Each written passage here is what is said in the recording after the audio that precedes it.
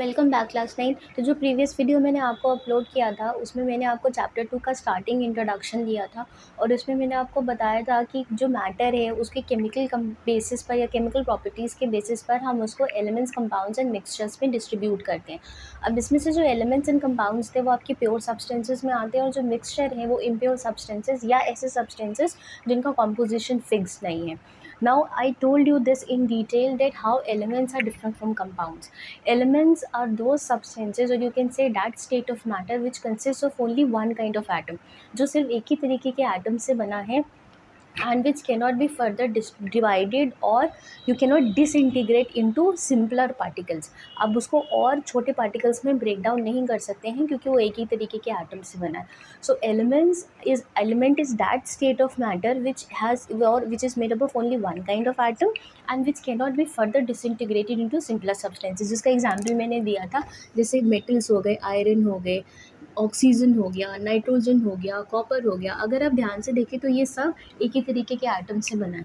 Iron सिर्फ iron के atom से बना है, ऑक्सीजन सिर्फ ऑक्सीजन के एटम से बना है, नाइट्रोजन में सिर्फ नाइट्रोजन के एटम्स मिलेंगे और कॉपर में सिर्फ कॉपर के एटम्स मिलेंगे. तो on the basis of this, elements are further divided on the basis of certain physical and chemical properties. Metals, I told you this, that elements are further divided into three categories. तीन categories में divide किया था उनको on the basis of their properties: metals, non metals and non metalloids. और ये कैसे distribute किया है ये मैंने आपको प्रीवियस वीडियो में बता दिया था कि कुछ प्रॉपर्टीज़ होती हैं जिनके बेसिस पर हम एलिमेंट्स को मेटल्स, नॉन मेटल्स और मेटलॉइड्स में डिवाइड करते हैं. Fine. Now today I'll be covering compounds and mixtures, that how are compounds and mixtures different from elements and how even compounds are different from mixtures. Fine. तो elements क्या था? Which are made up of only one type of atom and which cannot be distributed into or which cannot be disintegrated into simpler substances. Now compounds are those state of matter, या आप कह सकते हैं कि compounds वो substances हैं जो दो एलिमेंट्स से मिलके बने हैं, टू और more than two elements, but their proportion is fixed. whatsoever be the source, आप कहीं से भी उसको, उस कंपाउंड का सोर्स कुछ भी हो, वो कहीं से भी आपको अवेलेबल हो रहा हो, पर उसमें जो प्रोपोर्शन है एलिमेंट्स के कंबाइन होने का वो हमेशा फिक्स्ड रहेगा. मैं क्या बोलना चाह रही हूँ, what I am trying to say is this is a compound, these are elements. समझ में आई? ये एलिमेंट्स हैं क्योंकि आप इनको जब तोड़ेंगे तो इनमें आपको सिर्फ हाइड्रोजन और ऑक्सीजन, इसमें सिर्फ हाइड्रोजन के एटम मिलेंगे, इसमें सिर्फ ऑक्सीजन के एटम.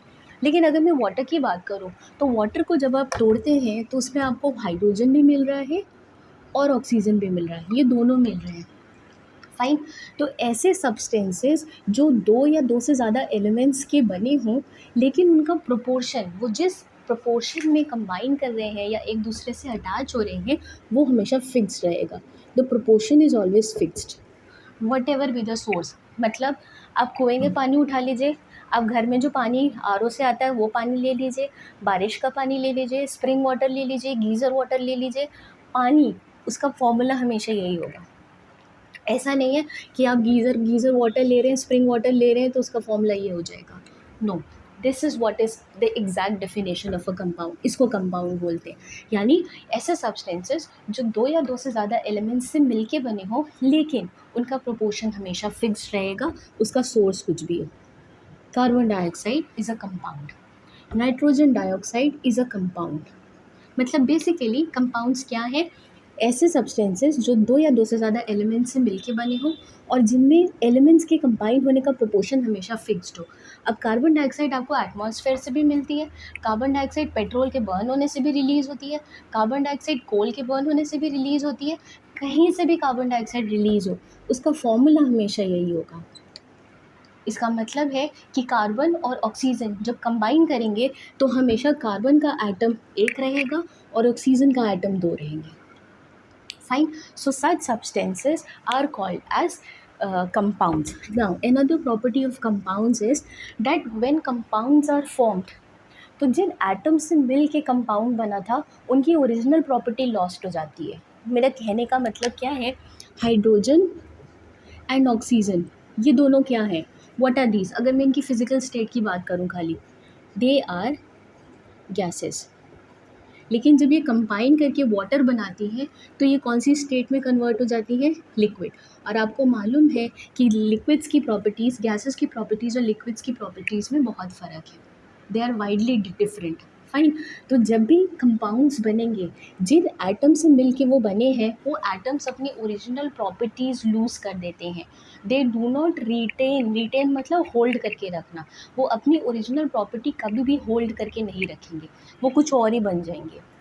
अब अगर मैं बात करूँ तो ऑक्सीजन सपोर्ट्स कंबस्शन। कंबस्शन मतलब अगर कोई चीज़ जल रही है और अगर उसमें ऑक्सीजन सप्लाई कर दीजिए आप, तो वो और ज़्यादा तेज़ जलने लगेगी।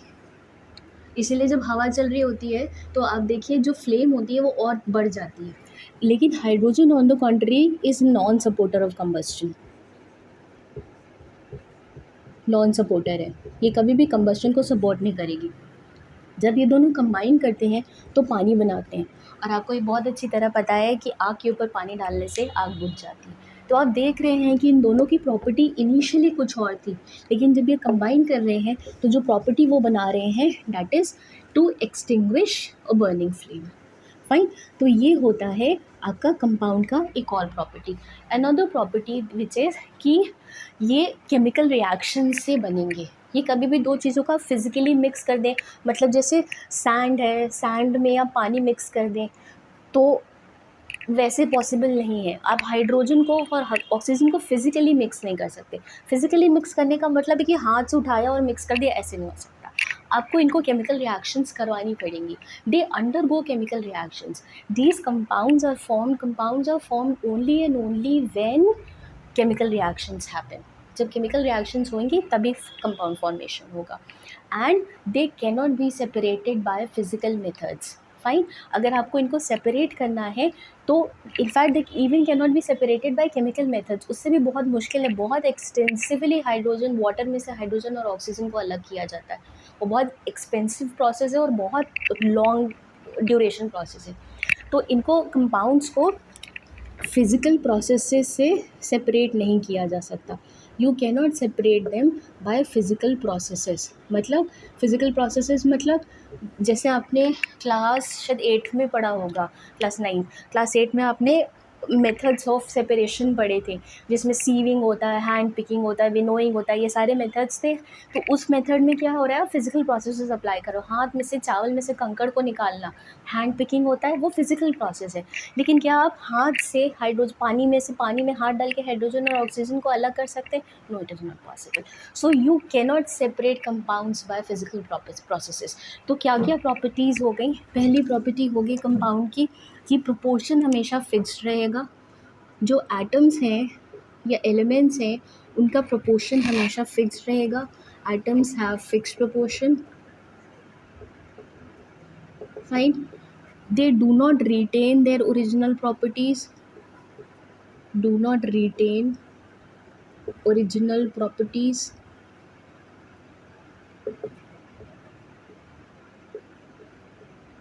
ठीक। तीसरी चीज़, chemical reactions occur in their formation. Chemical reactions occur in their formation. और केमिकल रिएक्शंस में एडिशन रिएक्शन है, कॉम्बिनेशन रिएक्शन है, आपका एक्सोथर्मिक एंडोथर्मिक रिएक्शंस है। तो सारी रिएक्शंस होंगी इनके फॉर्मेशन में, and they cannot be separated by physical processes. Cannot be separated by physical processes. ठीक है। तो ये मेन कैरेक्टरिस्टिक्स हैं किसी भी कंपाउंड की। अब अगर ये कैरेक्टरिस्टिक आपको किसी भी सब्सटेंस में मिल रही है then it is a compound. सबसे इम्पॉर्टेंट कैरेक्टरिस्टिक यही है कि इनका प्रोपोर्शन हमेशा फिक्स्ड रहेगा, whatever may be their source. कोई भी सोर्स होगा, वाटर में हमेशा 2 ही एटम हाइड्रोजन के होंगे और 1 ही एटम ऑक्सीजन का होगा, यानी जो रेशियो है वो हमेशा 2:1 ही रहेगा। ठीक है। और कार्बन डाइऑक्साइड में रेशियो हमेशा 1:2 ही रहेगा। समझ में आ गया? So these are the properties of compounds and how are they different from mixtures, that I am going to cover letter.